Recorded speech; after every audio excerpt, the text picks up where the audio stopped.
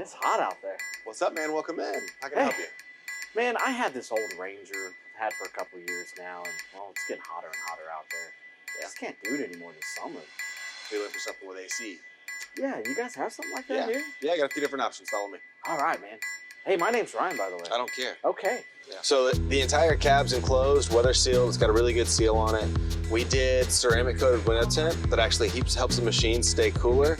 You've got individual fan settings, heat, AC, and then you've got different settings for like air going to your feet, to your face, defrost, and stuff like that.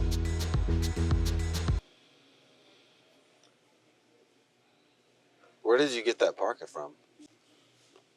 What are you talking about, man? I'm just cold-blooded, you know?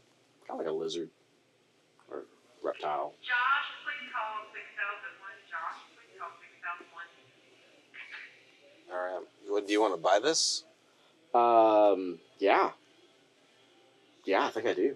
Honestly, I'd rather if you didn't and you'd left. No. I've always had this on. Found it in the glove box. What are you talking about? I'll keep that thing on me, man. That's how I roll.